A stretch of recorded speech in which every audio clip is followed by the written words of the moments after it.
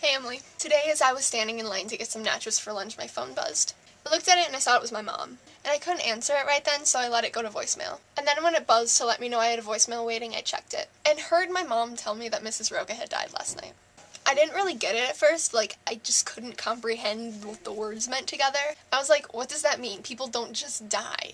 And then I moved forward to get my lunch. As the lady was making my nachos, I realized that she was a lunch lady, just like Roca. And then I got really confused. As I walked back to my room, I just kept thinking, people don't just die. People don't just die. This doesn't happen. Then I got back to my room and Brittany was sitting there and I had to vocalize the news that I had heard. So then I had to say it. I had to say out loud. I had to tell Brittany, yeah, she died last night, I said. But I just don't get it. People don't just die. Actually, I guess they do. I guess that happens all the time. Saying it out loud just made it feel so much more real.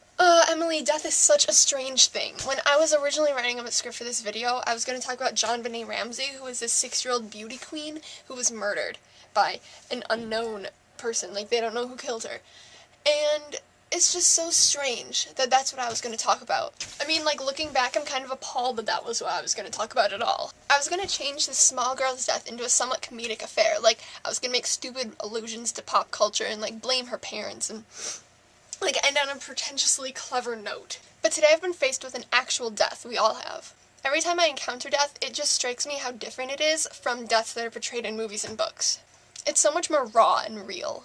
And it affects more people than anyone could ever know. I wasn't that close to Mrs. Roca. She kind of disliked me because my dad annoyed her, and once I kind of stole some baby corns from the salad bar and she didn't like that. But then again, she made me giant trays of sweet potato fries at the end of my senior year and didn't charge me for them. She didn't have to do that. We had a very strange relationship. But no matter how well we got along, her death affected me, as it did to everyone her path crossed. Someone in your class posted the following on Facebook. The hallways are silent.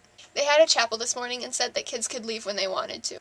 But the entire school just sat there in silence and grieved for 15 minutes.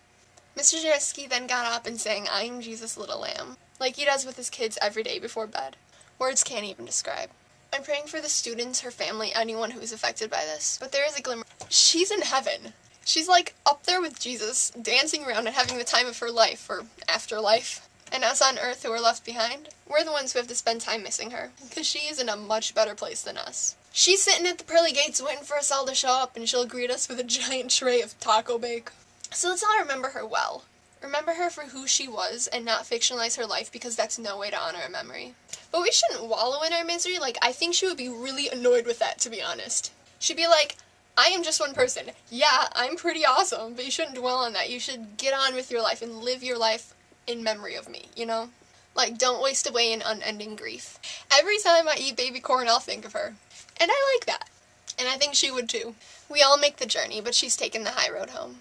Emily, I'll see you soon.